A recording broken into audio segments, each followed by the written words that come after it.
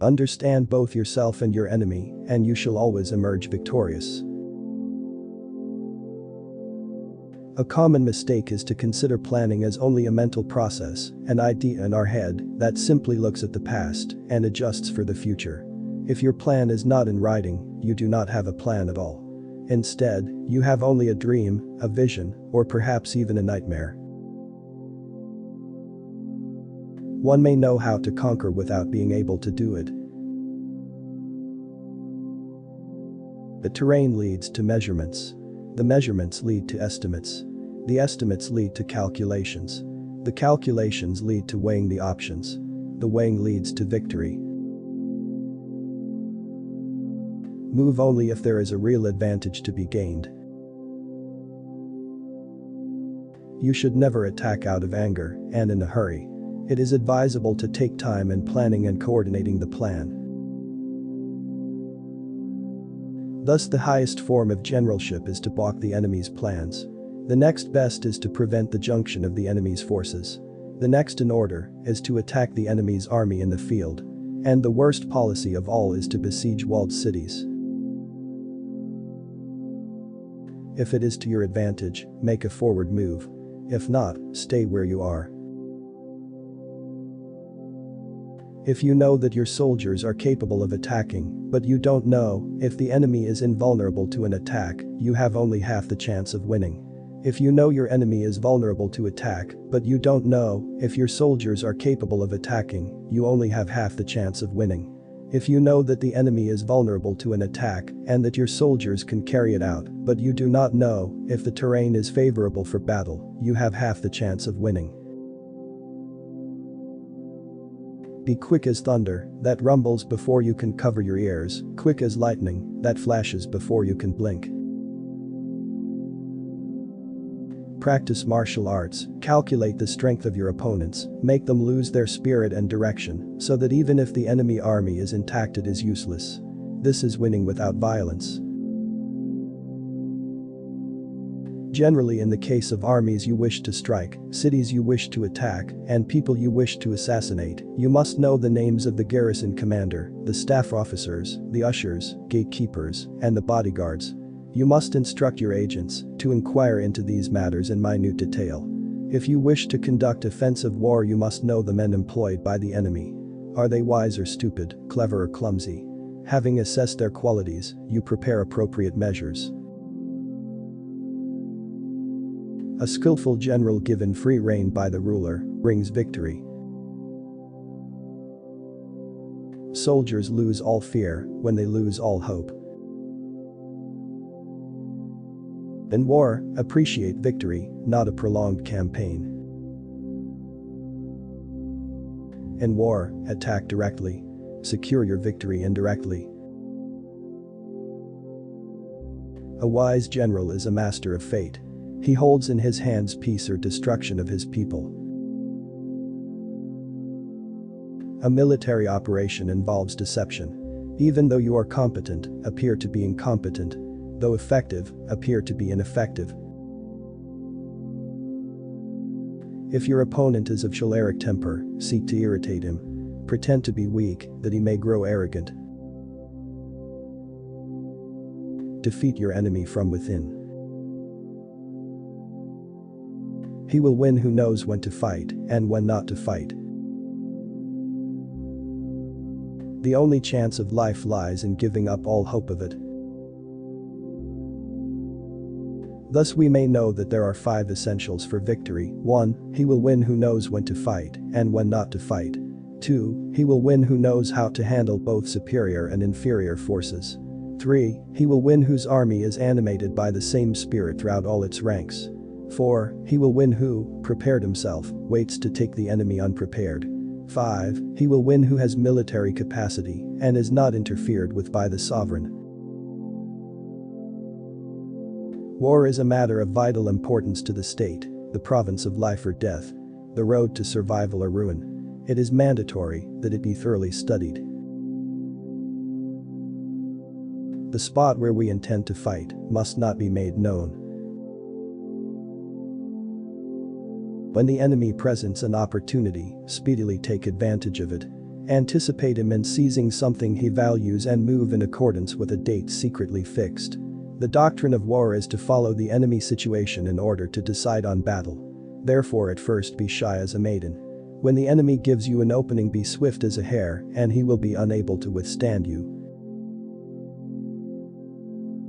Conceal your dispositions, and you will be safe from the prying of the subtlest spies, from the machinations of the wisest brains. The enlightened ruler lays his plans well ahead. The good general cultivates his resources. In war, practice dissimulation, and you will succeed. Do not repeat the tactics which have gained you one victory, but let your methods be regulated by the infinite variety of circumstances. I heard that in war, rushing is madness, but I've never seen postponing that was wise. The commander stands for the virtues of wisdom, sincerely, benevolence, courage and strictness. When the enemy is at ease, be able to weary him; when well fed, to starve him; when at rest, to make him move.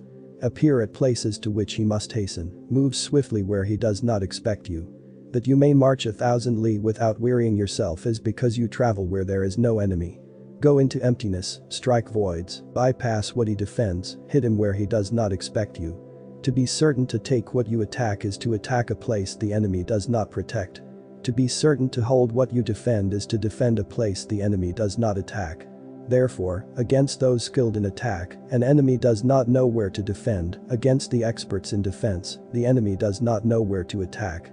Subtle and insubstantial, the expert leaves no trace.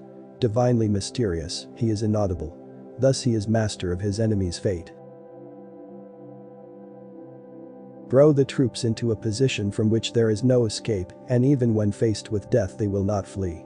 For if prepared to die, what can they not achieve? Then officers and men together put forth their utmost efforts. In a desperate situation they fear nothing. When there is no way out they stand firm. Deep in a hostile land they are bound together, and there, where there is no alternative, they will engage the enemy in hand-to-hand combat. Hence, when able to attack, we must seem unable. When using our forces, we must seem inactive. When we are near, we must make the enemy believe we are far away. When far away, we must make him believe we are near. A man whose heart is set on returning home will fight to the death against any attempt to bar his way, and is therefore too dangerous an opponent to be tackled.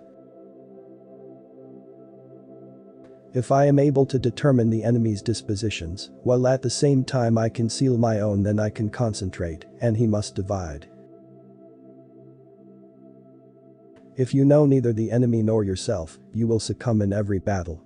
Knowing the enemy enables you to take the offensive; knowing yourself enables you to stand on the defensive. Attack is the secret of defense. Defense is the planning of an attack. It would be hard to find a better epitome of the root principle of war. Rouse him, and learn the principle of his activity or inactivity. The crux of military operations lies in the pretense of accommodating oneself to the designs of the enemy. A skillful warrior doesn't depend on enemy's absence, but on his own readiness. Secure the defense by defending unattacked. If one trusts solely to brave generals who love fighting, this will cause trouble. If one relies solely on those who are cautious, their frightened hearts will find it difficult to control the situation. Now the method of employing men is to use the avaricious and the stupid, the wise and the brave, and to give responsibility to each in situations that suit him. Do not charge people to do what they cannot do. Select them and give them responsibilities commensurate with their abilities. He who relies on the situation uses his men in fighting as one rolls logs or stones. Now the nature of logs and stones is that on stable ground they are static. On unstable ground, they move. If square, they stop. If round, they roll. The enemy can be numerous, but we can stop the fight. Speed is the essence of war. Exploit the enemy's unpreparedness. Attack him unawares, take an unexpected route. Without a full understanding of the harm caused by war, it is impossible to understand the most profitable way of conducting it. Know the enemy, know yourself. Your victory will never be endangered. Know the ground, know the weather. Your victory will then be total. There are 5 traps for a general: recklessness, cowardice, incendiary character, refinement of honor, and the care for his own people. The clever combatant looks to the effect of combined energy and does not require too much from individuals. Hence his ability to pick out the right men and utilize combined energy. War is a place of life and death, a path toward survival and destruction. Therefore, the clever combatant imposes his will on the enemy, but does not allow the enemy's will to be imposed on him. Every commander is aware of this 5 fundamental determinants: the path, the heaven, the earth, the leadership, and discipline. Those skilled in war bring the enemy to the field of battle and are not brought there by him. One able to make the enemy come of his own accord does so by offering him some advantage, and one able to prevent him from coming does so by hurting him. When troops flee, are insubordinate, distressed, collapse in disorder, or are routed, it is the fault of the general. None of these disasters can be attributed to natural causes. Every animal with blood in its veins and horns on its head will fight when it is attacked. How much more so will man, who carries in his breast the faculties of love and hatred, joy and anger. When he is pleased, a feeling of affection springs up within him. When angry, his poison sting is brought into play. That is the natural law which governs his being. To see the sun and moon is no sign of sharp sight. To hear the noise of thunder is no sign of a quick ear. Secure your victory by attacking indefensible position. When senior officers are angry and insubordinate, and on encountering the enemy rush into battle with no understanding of the feasibility of engaging, and without awaiting orders from the commander, the army is in a state of collapse. A skillful warrior provokes, but he's never provoked. Prohibit the taking of omens, and do away with superstitious doubts. Then, until death itself comes, no calamity need be feared. Without local guides, your enemy employs the land as a weapon against you. If one wishes to feign disorder to entice an enemy, he must himself be well disciplined. Only then can he feign confusion. One who wishes to simulate cowardice and lie in wait for his enemy must be courageous, for only then is he able to simulate fear. One who wishes to appear to be weak in order to make his enemy arrogant must be extremely strong. Only then can he feign weakness. Order or disorder depends on organization. Courage or cowardice on circumstances. Strength or weakness on dispositions. When troops gain a favorable situation, the coward is brave. If it be lost, the brave become cowards. In the art of war there are no fixed rules. These can only be worked out according to circumstances. Thus, those skilled at making the enemy move do so by creating a situation to which he must conform. They entice him with something he is certain to take, and with lures of ostensible profit they await him in strength. Therefore a skilled commander seeks victory from the situation and does not demand it of his subordinates. When the general is morally weak and his discipline not strict, when his instructions and guidance are not enlightened, when there are no consistent rules to guide the officers and men, and when the formations are slovenly, the army is in disorder. The general who in advancing does not seek personal fame and in withdrawing is not concerned with avoiding punishment, but whose only purpose is to protect the people and promote the best interests of his sovereign as the precious jewel of the state. A wise leader always considers about gains and damages in his decisions. All one can say is that this power will be exercised wisely by some, foolishly by others, and that among those who bear arms some will be loyal and others rebellious. The force which confronts the enemy is the normal. That which goes to his flanks the extraordinary. No commander of an army can wrest the advantage from the enemy without extraordinary forces. When half his force advances and half withdraws, he is attempting to decoy you. When his troops lean on their weapons, they are famished. When drawers of water drink, before carrying it to camp, his troops are suffering from thirst. When the enemy sees an advantage, but does not advance to seize it, he is fatigued. When birds gather above his campsites, they are empty. When at night the enemy's camp is clamorous, he is fearful. They are boisterous to reassure themselves. When his troops are disorderly, the general has no prestige. When his flags and banners move about constantly, he is in disarray. If the officers are short-tempered, they are exhausted. When the enemy feeds grain to the horses and his men meat, and when his troops neither hang up their cooking pots nor return to their shelters, the enemy is desperate. When the troops continually gather in small groups and whisper together, the general has lost the confidence of the army. Too frequent rewards indicate that the general is at the end of his resources. Too frequent punishments that he is in acute distress. If the officers at first treat the men violently and later are fearful of them, the limit of indiscipline has been reached. When the enemy troops are in high spirits and, although facing you, do not join battle for a long time, nor leave, you must thoroughly investigate the situation. Now, in order to kill the enemy, our men must be roused to anger. That there may be advantage from defeating the enemy, they must have their rewards. In war, numbers alone confer no advantage. Do not advance relying on sheer military power. It is sufficient to estimate the enemy situation correctly and to concentrate your strength to capture him. There is no more to it than this. He who lacks foresight and underestimates his enemy will surely be captured by him. War doesn't have a permanent dynamic. A water doesn't have a permanent shape. War is based on deception. Move determines advantage. Divide and unity are the elements of change. Victory belongs to a man who can conquer the cunningness of war, of deceit and fairness.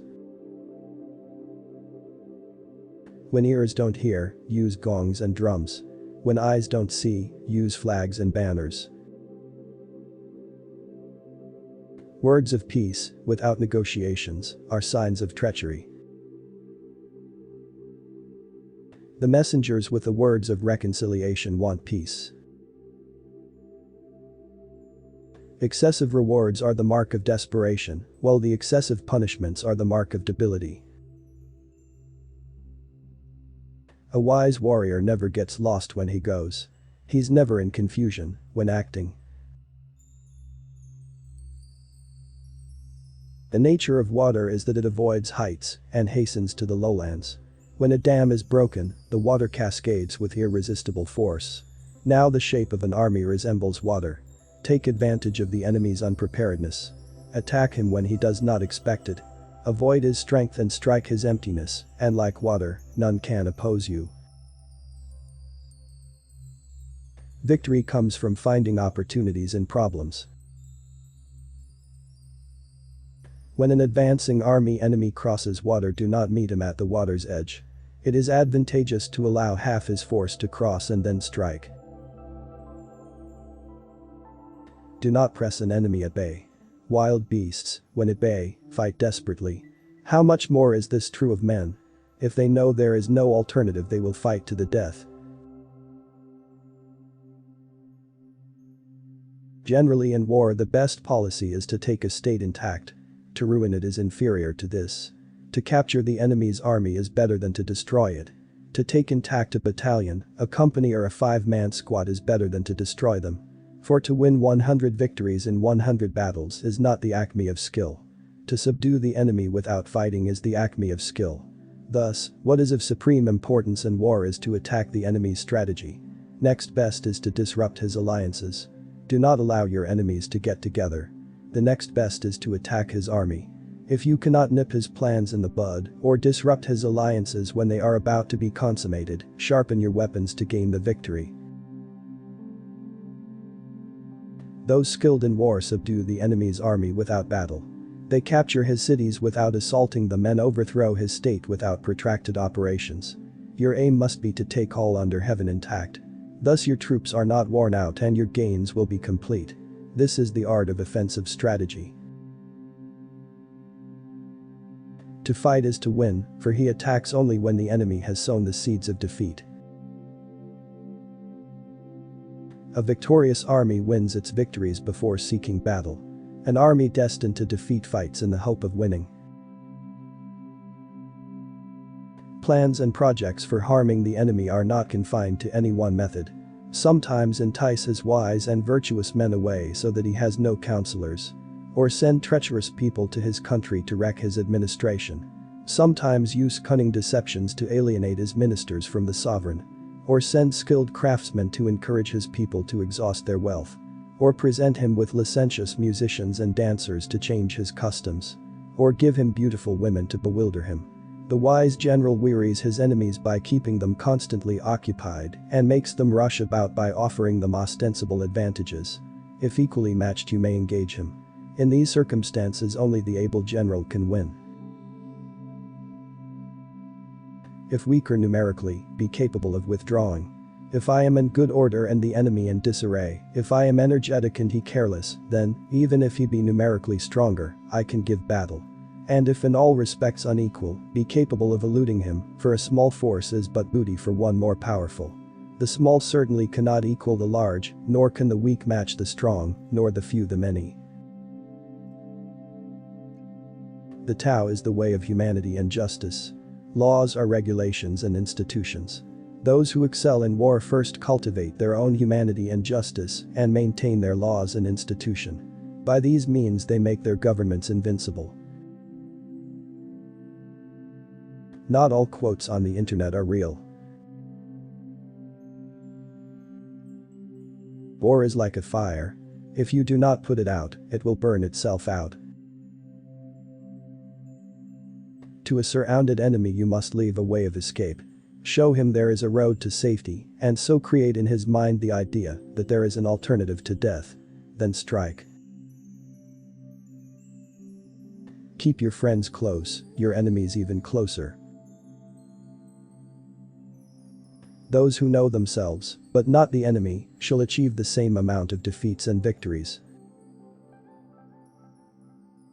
For it is the soldier's disposition to offer an obstinate resistance when surrounded, to fight hard when he cannot help himself, and to obey promptly when he has fallen into danger. Invulnerability depends on us, vulnerability on our adversary.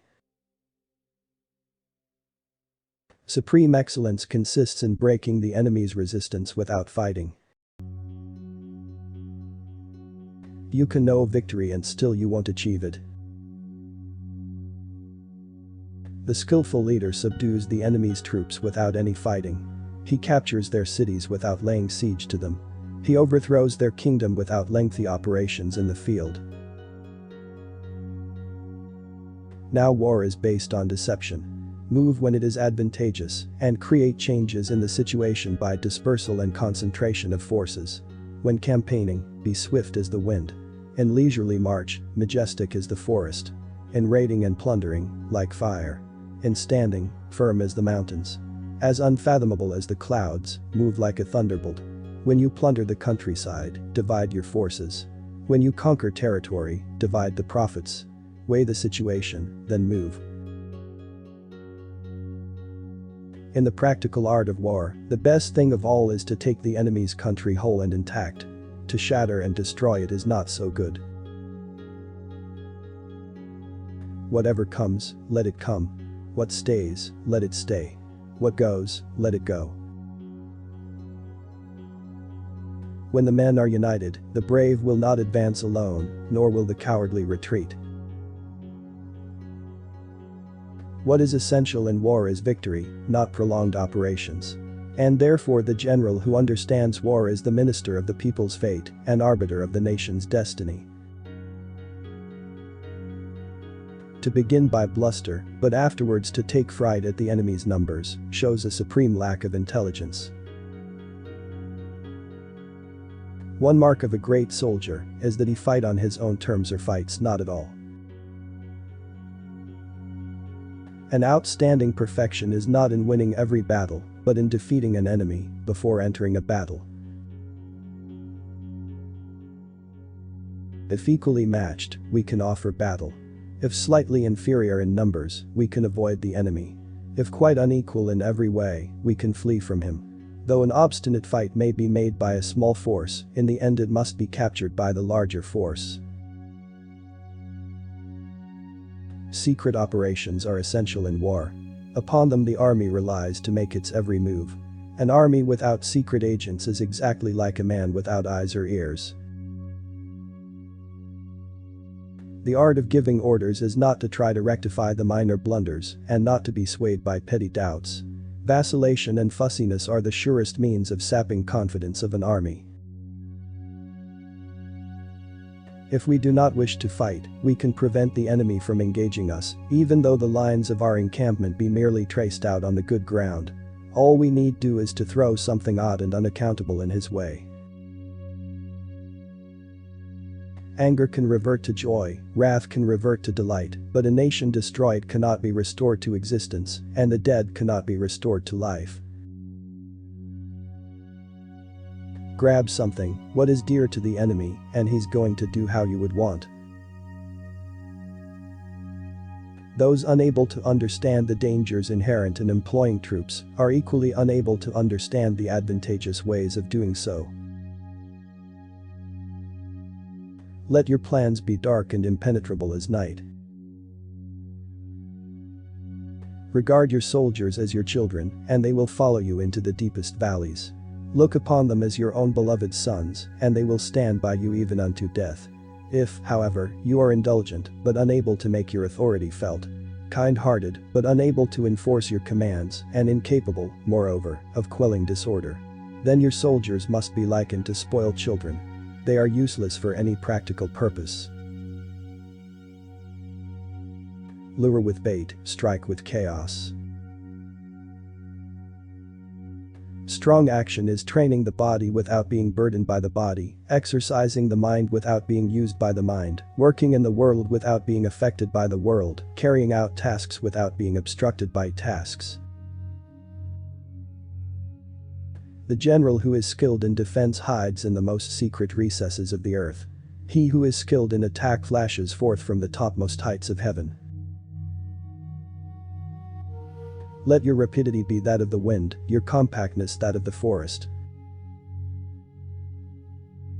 The skilled can fill their people with energy to confront the emptiness of others, while the incompetent drain their people of energy in face of the fullness of others. The ultimate skill in taking up a strategic position is to have no form. If they ply you with expensive gifts and sweet talk, they are up to something. Simulated disorder postulates perfect discipline, simulated fear postulates courage. Simulated weakness postulates strength. Invincible is the soldier who hath his desire and returneth homewards. The reason troops slay the enemy is because they are enraged. If you govern a country by listening to the arguments of a multitude of people, the country will be in danger in no time at all. How do we know this is so? Lao Tzu emphasized flexibility, Confucius emphasized humaneness, Mo Tzu emphasized universality, the keeper of the pass emphasized purity, Lai Tzu emphasized emptiness, Chen Ping emphasized equality, Yang Chu emphasized self, Sun Pin emphasized power, Wang Liao emphasized initiative, Nai Liang emphasized conformism. Using bells and drums is a means of unifying ears. Making law and order uniform is a way of unifying minds. When the smart ones can't be clever, and the stupid ones can't be clumsy, this is a means of unifying a mass. More planning shall give greater possibility of victory, while less planning, lesser possibility of victory. So how about those without planning? For Sun Tzu, the fundamental mechanism to ending conflict is to achieve a massive imbalance of power and resources over your opponent, and then to leverage that imbalance so skillfully and decisively that your foe is utterly overwhelmed and chooses to surrender rather than fight. It is not the best thing to win every battle one is engaged in. The best thing is to win without planning to win. This is perfect victory. To be well fed while the enemy is famished. This is the art of husbanding one's strength. So morning energy is keen, midday energy slumps, evening energy recedes. Therefore those skilled in use of arms avoid the keen energy and strike the slumping and receding. These are those who master energy. What the ancients called a skillful fighter is one who not only wins, but wins with ease. He wins by making no mistakes.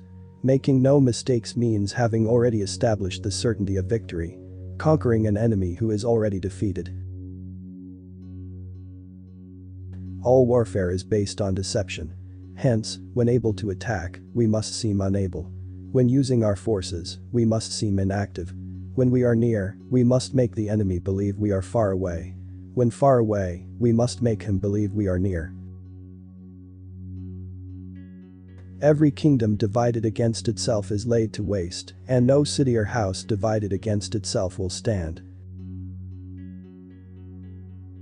Taoism has fostered both material and mental progress, both technological development and awareness of the potential dangers of that very development, always striving to encourage balance between the material and spiritual sides of humankind. One who is skillful at keeping the enemy on the move maintains deceitful appearances, according to which the enemy will act. He sacrifices something that the enemy may snatch at it. The general is the prop of the nation. When the prop is solid, the nation is strong. When the prop is flawed, the nation is weak. He wins his battles by making no mistakes. A victorious army opposed to a routed one is as a pound's weight placed in the scale against a single grain. Confront your soldiers with the deed itself. Never let them know your design. When the outlook is bright, bring it before their eyes. But tell them nothing when the situation is gloomy. If he is taking his ease, give him no rest. If his forces are united, separate them. The superstitious, bound into saucy doubts and fears, degenerate into cowards and die many times before their deaths. If words of command are not clear and distinct, if orders are not thoroughly understood, the general is to blame. But if his orders are clear and the soldiers nevertheless disobey, then it is the fault of their officers. When you look into the signs of war, you find they are in the mind. When there is unexpressed anger in the heart, this is already war. Hateful looks and angry faces are war. Boastful words and shoving matches are war. Exaggerated contention and aggressive combat are war.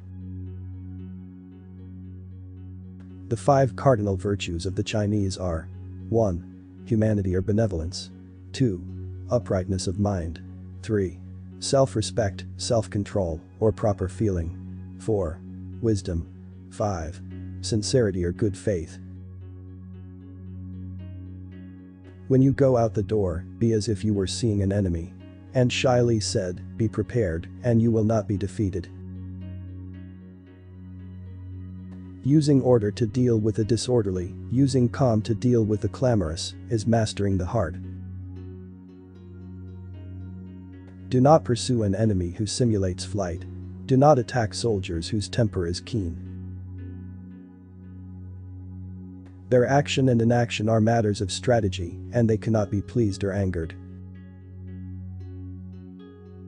Flexibility in our lives means having a fundamental ability to relate to any new environment and excel in it. Instead of fighting it, you greet it with open arms and observe it. Instead of criticizing it, you caress it and understand it. Instead of ignoring it, you make it yours and be one with it.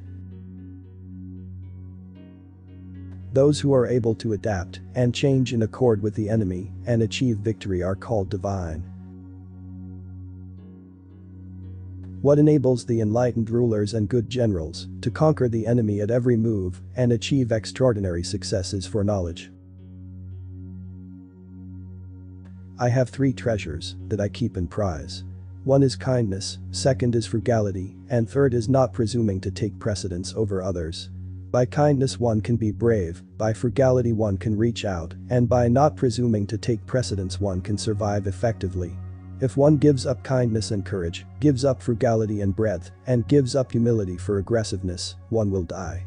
The exercise of kindness in battle leads to victory, the exercise of kindness in defense leads to security. Therefore, the skillful commander imposes his will on the enemy by making the enemy come to him instead of being brought to the enemy. The people being regarded as the essential part of the state and food as the people's heaven, is it not right that those in authority should value and be careful of both? Be extremely subtle, even to the point of formlessness. Be extremely mysterious, even to the point of soundlessness. Thereby you can be the director of the opponent's fate. It is unlucky to be stubborn in the face of insurmountable odds. Humble words and increased preparations are signs that the enemy is about to advance.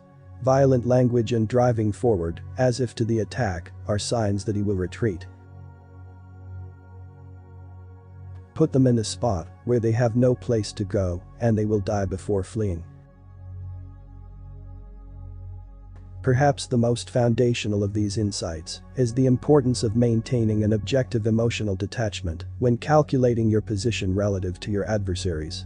Being ruled by your emotions, exaggerating your strengths, denying your weaknesses, and wishful thinking can only lead to catastrophe. But maintaining your impartiality will allow you to see your circumstances with clarity and will provide opportunities to make sound decisions and respond to changing circumstances appropriately. When strong, appear weak. Brave, appear fearful. Orderly, appear chaotic. Full, appear empty. Wise, appear foolish. Many, appear to be few. Advancing, appear to retreat. Moving quickly, appear to be slow. Taking, appear to leave. In one place, appear to be in another. I pee in the toilets of my enemies so that when they flush my pee comes out. In a similar way, the art of war pinpoints anger and greed as fundamental causes of defeat. Life and death are of supreme importance. Time passes swiftly by and opportunity is lost. Each of us should strive to awaken, awaken, awaken. Take heed. Do not squander your life. The general, unable to control his irritation, will launch his men to the assault like swarming ants, with the result that 1/3 of his men are slain, while the town still remains untaken. Such are the disastrous effects of a siege. Stir opponents up, making them respond to you. Then you can observe their forms of behavior and whether they are orderly or confused. Leadership is a matter of intelligence, trustworthiness, humaneness, courage, and sternness. The captured soldiers should be kindly treated and kept. Confucius said, "People may have the finest talents, but if they are arrogant and stingy, their other qualities are not worthy of consideration." The best military policy is to attack strategies. The next to attack alliances. The next to attack soldiers. Sun Tzu said, "Whoever is first in the field and awaits the coming of the enemy will be fresh for the fight. Whoever is second in the field and has to hasten to battle will arrive exhausted." The art of war is the art of deception. Weapons are inauspicious instruments, not the tools of the enlightened. When there is no choice but to use them, it is best to be calm and free from greed and not celebrate victory. Those who celebrate victory are bloodthirsty, and the bloodthirsty cannot have their way with the world. Where there are repeated wars, the people are weakened. When they score repeated victories, rulers become haughty. Let haughty rulers command weakened people, and rare is the nation that will not perish as a result. Strategy without tactics is the slowest route to victory. Tactics without strategy is noise before defeat. If I determine the enemy's disposition of forces, while I have no perceptible form, I can concentrate my forces, while the enemy is fragmented. The pinnacle of military deployment approaches the formless. If it is formless, then even the deepest spy cannot discern it, nor the wise make plans against it. A leader leads by example, not by force. He will win who knows how to handle both superior and inferior forces. First lay plans which will ensure victory, and then lead your army to battle. If you will not begin with stratagem, but rely on brute strength alone, victory will no longer be assured. Confront them with annihilation, and they will then survive. Plunge them into a deadly situation, and they will then live. When people fall into danger, they are then able to strive for victory. Unhappy is the fate of one who tries to win his battles and succeed in his attacks without cultivating the spirit of enterprise. For the result is waste of time and general stagnation. When the officers are too strong and the common soldiers too weak, the result is collapse. When the common soldiers are too strong and their officers too weak, the result is insubordination. Standing on the defensive indicates insufficient strength. Attacking, a superabundance of strength. Supreme importance in war is to attack the enemy's strategy. There are 5 dangerous faults which may affect a general. 1. Recklessness, which leads to destruction. 2. Cowardice, which leads to capture. 3. A hasty temper, which can be provoked by insults. 4. A delicacy of honor which is sensitive to shame. 5. Over-solicitude for his men, which exposes him to worry and trouble. Energy may be likened to the bending of a crossbow, decision to the releasing of a trigger. The worst calamities that befall an army arise from hesitation. Mystify, mislead, and surprise the enemy. It is easy to love your friend, but sometimes the hardest lesson to learn is to love your enemy. Be where your enemy is not. Rewards for good service should not be deferred a single day. Disorder came from order, fear came from courage, weakness came from strength. When your army has crossed the border, you should burn your boats and bridges in order to make it clear to everybody that you have no hankering after home. The whole secret lies in confusing the enemy so that he cannot fathom our real intent. The wise warrior avoids the battle. You have to believe in yourself. Great results can be achieved with small forces.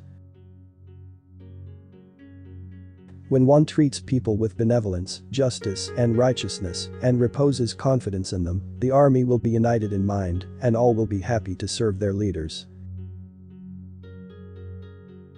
Pretend inferiority and encourage his arrogance. Convince your enemy that he will gain very little by attacking you. This will diminish his enthusiasm.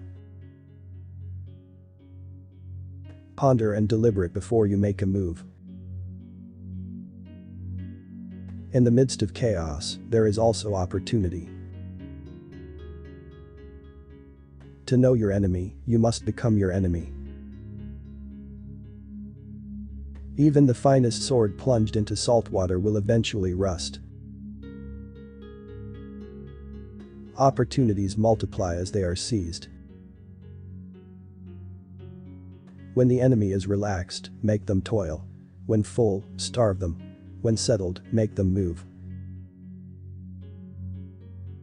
So in war, the way is to avoid what is strong and strike at what is weak.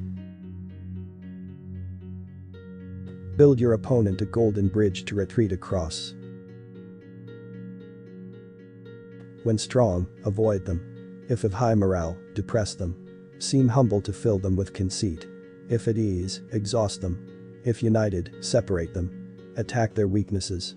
Emerge to their surprise.